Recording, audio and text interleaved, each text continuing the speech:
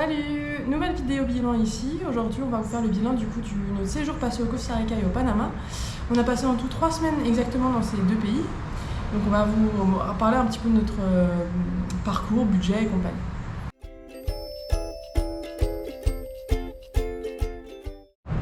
Alors pour le parcours, nous c'est vrai qu'on a beaucoup fait de plages. On a fait La Fortuna, Liberia. Ensuite on est parti sur le Guanacaste. Non, on a Montezuma d'abord. Okay, ouais. Après Quepos. Ensuite on est remonté, on est passé du côté Caraïbes, Cahuita. Et ensuite on est parti 5 jours à Boca del Toro au Panama. Pour ensuite juste revenir sur 2 jours jusqu'à San José parce qu'on avait un avion. Ouais, on avait un avion au Mexique et franchement je trouve que c'était un bon parcours. On aurait pu rester plus de temps au centre du pays, sauf qu'avec nous c'est vrai qu'on a quand même passé pas mal de temps dans l'Amérique centrale, donc c'est vrai que les volcans, tout ça on en a déjà beaucoup vu. C'était la saison des pluies. En plus c'était la saison des pluies, donc ouais, il y avait beaucoup de pluie quand même, et en plus la plupart des volcans avaient toujours un accès payant, donc nous on en a fait plein gratuitement. Donc c'est vrai que pays. Ouais, donc on a un peu zappé ce côté là, on s'est plus concentré sur les plages. Et moi, on était plus oui, parce qu'on avait envie, oui, c'est ça. Voilà. C'est un peu notre dernière grande destination avant notre retour en France, donc on voulait vraiment profiter de la plage et tout. Moi, franchement, j'ai beaucoup aimé. J'étais un petit peu déçue, je pensais retrouver plus de plages vraiment paradisiaques, à snorkeling et compagnie. C'est aussi ce qui nous a poussé d'ailleurs à aller à Boca del Toro au Panama, parce que du coup on n'a pas trouvé ce côté snorkeling, plage d'eau turquoise et tout, enfin plage de sable blanc et tout. C'était toujours sable noir, après ça pose pas de problème que ce soit sable noir, mais du coup c'était plage à surf avec des vagues plus ou moins violentes, des courants, il y avait tout le temps des panneaux, attention les courants sont violents, vous pouvez... C'est ça, donc on n'a pas trop chillé quoi, enfin on pouvait pas trop chiller dans l'eau. Voilà. Donc voilà, ça c'est notre parcours. En tout cas, franchement, on est quand même content de l'aperçu qu'on a pu avoir du Costa Rica. Et le petit aperçu qu'on a eu du Panama, franchement, c'était trop chouette. Ouais, c'était chouette. On vous reparlera après de nos coups de cœur et compagnie.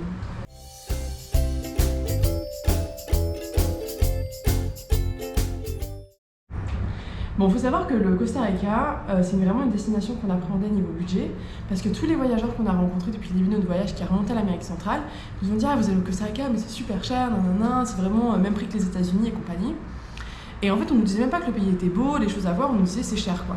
Donc quand on est arrivé, on savait que notre budget allait augmenter, mais moi je voulais vraiment pas trop dépasser les 50 € par jour à deux, parce que après voilà, on peut pas non plus tout flamber alors qu'on a fait attention tous ces mois. Et au final, je trouve qu'on s'en est bien sorti. Je vais vous mettre le récapitulatif là, de l'application Travel Spend. En gros, on est à 49,42 € par jour à deux, donc c'est validé, on a respecté le budget et ça franchement c'est trop cool. Faut savoir que du coup Costa Rica, la monnaie c'est les colones, environ 700 colones ça vaut 1 €. Mais tous les parcs valent 100 $, toujours 15 $ et compagnie. 15 $, le plus souvent faut payer sur internet. C'est ça. Donc prévoyez bien. Et le Panama c'est en dollars américains.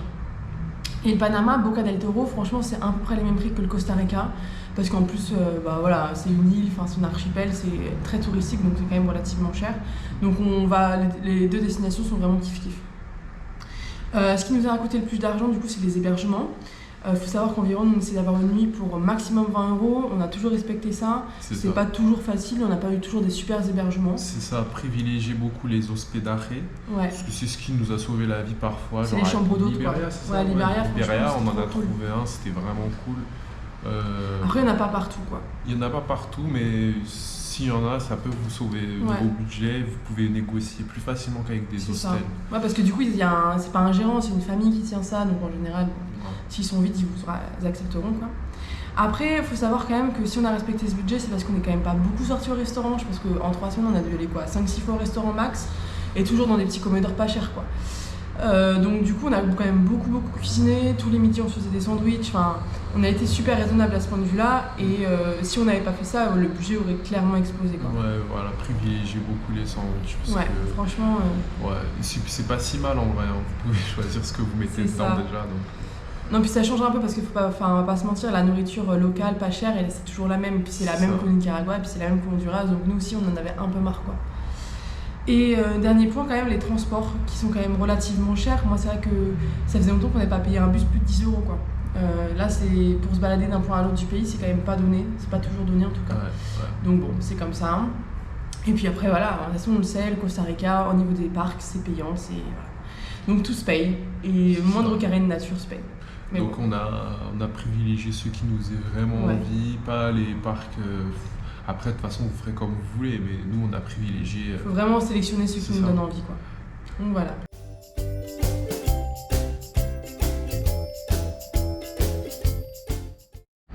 Bon, du coup, nos coups de cœur. Déjà, moi, j'ai eu un coup de cœur général pour le pays, qui est super écologique. Enfin, ils ont mis beaucoup d'argent dans leur écologie. C'est le premier pays qu'on voit où il n'y a pas de déchets. Ça, c'est super agréable. C'est un pays qui est super vert, où il y a quand même une grande facilité de voir des animaux. Ça, on nous avait pas menti là-dessus. Et par exemple, à Kabuta, quand on voit les paresseux d'hyper près, les capucins, enfin, ça, c'est des choses qui sont super agréables. Enfin, moi, j'aime beaucoup l'observation des animaux et ça, j'ai trouvé ça super cool. Après, on a eu de la chance. Ouais, on a peut-être eu de la chance, mais franchement, on a observé des perroquets. Enfin, on a vu vraiment beaucoup de choses et une biche. Enfin, ça fait vraiment partie des points positifs. Pour moi, au Costa Rica, on n'a pas été déçus là-dessus, en tout cas. Après, t'as ton coup de cœur, tu dirais quoi plutôt ? Moi, mon coup de cœur sur le trip Costa Rica-Panama, j'ai bien aimé Boca del Toro. C'est là où on voulait aller de base, avant même de mettre les pieds au Costa Rica. On voulait aller dans un endroit comme Boca del Toro. Et on a trouvé cet endroit en cours de voyage quand on a vu que les plages, enfin, on va vous dire dans les points négatifs pourquoi du coup. Mais voilà, c'était vraiment un coup de cœur. Après, il y a le contraste des paysages dans tout le Costa Rica, c'est un peu ça. En particulier à Uvita, quand vous regardez du côté de la mer, c'est bleu, et vous tournez le dos, c'est vert. C'est la jungle. C'est ça, et il y a le contraste au volcan Punta Arenas. Non, le volcan Arenal. Arenal, à la Fortuna. À la Fortuna. Le volcan, c'est un volcan, donc il est plutôt noir, et t'as de l'herbe verte, bien verte, enfin t'as des... Ouais, il y a les coulées de lave avec les plantes dessus avec et tout les ça. plantes qui commencent à pousser dessus, c'est super joli. Moi, je dirais que mon coup de cœur, alors, j'ai vraiment beaucoup aimé Liberia. Parce que je trouve que c'est un parc, enfin c'est surtout le Rincon de la Vira que j'ai beaucoup aimé. C'est un parc avec des activités volcaniques, pareil, en fait on retrouve aussi cette diversité de paysages. D'un côté on a toutes les éruptions volcaniques, après on passe dans une forêt super humide, puis un terrain aride, puis après c'est des cascades, enfin ça c'est fou quand même. Moi j'ai vraiment beaucoup aimé ça. Et puis après du coup les autres destinations je les ai aussi bien aimées, mais c'est plus par rapport à l'observation des animaux en fait. Et Boca del Toro, ouais, franchement c'était top quoi. Franchement c'était paradisiaque, c'était vraiment sympa. Les vues quand on prend un peu d'altitude sont pas mal. Ouais, franchement c'était cool. Donc ouais, ça c'est les points positifs. Franchement c'est un beau pays. Les gens sont sympas. Enfin, les transports se prennent quand même relativement facilement. Donc il y a pas, enfin c'est aussi ça faisait longtemps qu'on n'a pas trouvé un peu une atmosphère européenne entre guillemets où les bus viennent à l'heure. Il y a des horaires de bus. Le prix il est fixe, enfin, c'est des petites choses comme ça qui font aussi du bien parfois, de retrouver une espèce de semblant d'organisation quoi. Donc ça c'était cool.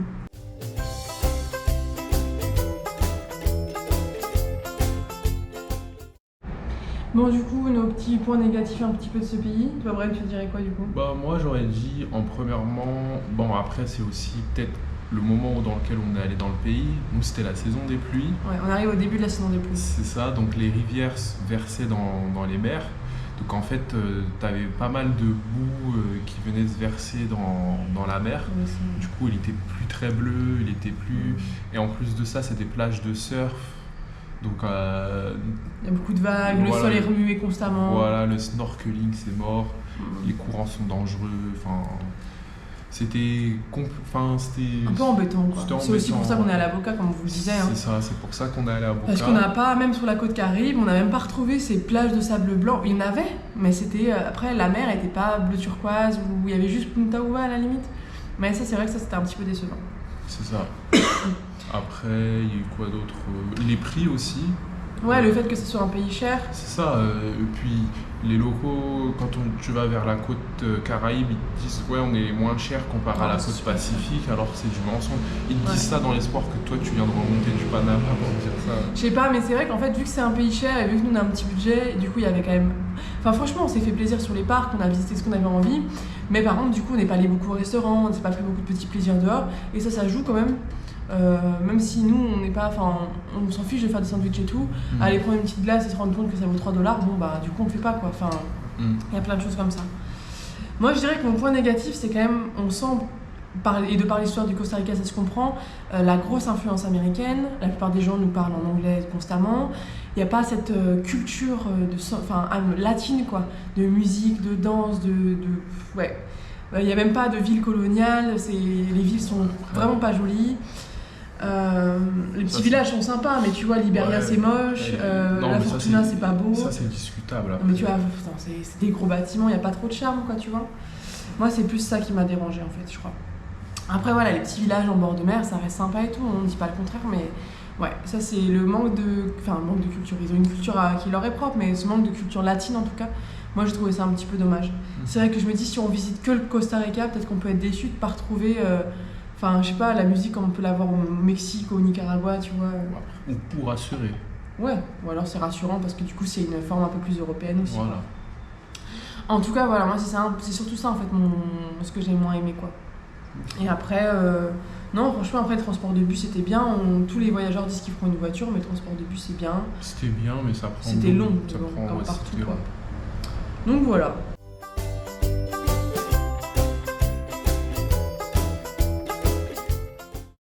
Bon, les petits conseils voyageurs, du coup, pour rentrer au Costa Rica, il y a un visa de 90 jours qui est gratuit et fait à la frontière directement.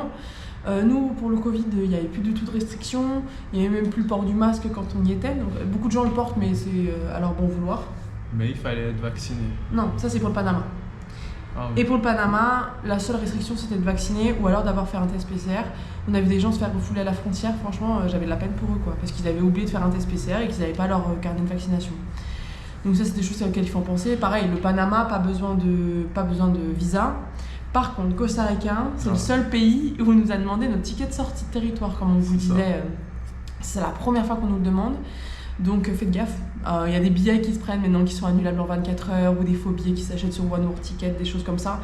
Faut avoir une preuve de sortie de territoire. Et après, normalement, ils donnent quand même facilement les 90 jours de visa. Le Panama, hyper simple aussi. Après, si vous y allez en vacances, bah forcément, vous aurez votre ticket de sortie. Oui. Mais en backpack, on n'a pas forcément, quoi. Voilà. Donc ça, c'était à savoir. Donc ouais, je vous disais Covid, pas de restrictions particulières dans le pays. Après, autre tips, les bus. Alors, c'est hyper compliqué d'avoir les informations sur Internet. Pas forcément possible de prendre les tickets en ligne, par exemple. Mais aux stations de bus, il y a toujours les informations. Les gens sont toujours relativement au courant de à quelle heure vient le bus et compagnie. Donc, pas de difficulté majeure à ce niveau-là. Il y a vraiment, pour moi, pas forcément besoin de prendre une voiture si vous êtes un petit budget et que ça va vous ruiner. Parce qu'il y a quand même, les destinations sont quand même super accessibles en bus. Ils ont des routes, enfin c'est des belles routes quoi, au Costa Rica, franchement, il n'y a pas de problème là-dessus. Les hébergements, nous on les a pas réservés sur internet parce qu'on les trouvait super chers. C'est ça. On les a réservés sur place, mais après il faut savoir quand même qu'on était en basse saison, donc je sais pas si c'est des choses qui peuvent se faire en haute saison. C'est ça, après nous on prenait quand même pas le risque de ne pas réserver quand on arrivait vers 16h, des trucs comme ça. Quand on savait qu'on arrivait vers 16-17h, on réservait sur Airbnb ou Booking. Mais quand on savait qu'on allait arriver vers midi 13h dans une ville, on se permettait de ne pas réserver et d'aller faire un peu du porte-à-porte. Et c'est ça, à Liberia, qui nous avait permis de trouver l'hospédaré. Et à Quepos de trouver un hébergement vraiment pas cher. Donc ça, c'est un petit conseil aussi. Il y a quand même beaucoup de locaux en fait, qui ont des hôtels, des hospédarés et tout, et qui ne le disent pas, qui ne sont pas sur Booking en fait. Donc du coup, le prix est plus facilement négociable, donc c'est cool. C'est ça. Et autre tips, je sais pas. Bon, les tips... Franchement, si vous avez le temps, que vous venez en vacances au Costa Rica, pour 3 semaines, allez à Boca del Toro. Ça, c'est un conseil que je peux vous donner parce que franchement, c'est pas très loin, c'est vraiment facile d'accès en bus, en transport en commun, c'est pas très cher. C'est ça. Et franchement, c'est vraiment trop joli, ça change complètement de décor, eau turquoise, snorkeling, c'était vraiment top. C'était vraiment cool, ouais. Donc ça, c'est un conseil que je vous donnerais. Après, voilà, vous attendez pas énormément d'authenticité au Costa Rica, mais bon... Normalement, ça on le sait. Quand on y va pour voir les animaux et la nature. Mais ouais, si vous voulez vous organiser un trip de 3 semaines, à peu près comme nous, nous s'organiser un trip de 3 semaines, ouais, en vrai, ce serait intéressant d'aller voir Bocas del Toro. Ouais, c'est ça. Surtout si vous allez sur la côte Caraïbe, vers Cahuita, Puerto Viejos. Oui, ça, faut y aller. La côte Caraïbe est vraiment sympa. Ça. Franchement, elle est vraiment top. C'est là où on a vu le plus d'animaux. Et après, on n'a pas fait, comme on vous le disait, on n'a pas fait le centre du pays, donc je ne peux pas vous donner mon avis. On a juste fait la Fortuna.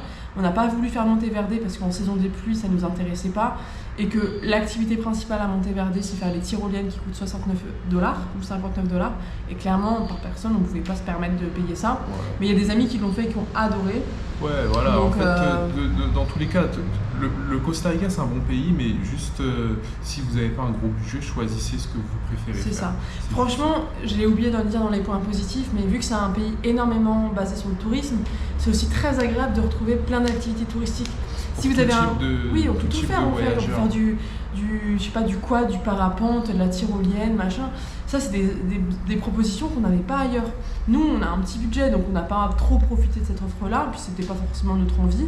Mais c'est vrai que si on vient en vacances, en fait, il y a plein de choses à faire. Donc ça, c'est vraiment cool. Ouais. Donc voilà, je crois qu'on a fait un peu le tour. Hein. Ouais, on a carrément. Si vous avez fait des questions, n'hésitez pas, on reste disponible, même si c'est notre dernier bilan pays. On fera peut-être un bilan général sur nos 8 mois d'aventure. Je pense que oui. Mais ça viendra peut-être un peu plus tard, on vous dira. Mais en tout cas, merci de nous suivre, ça fait bien plaisir de vous avoir eu tous vos retours pendant notre aventure. Et puis voilà, on se retrouvera bientôt pour une saison 2.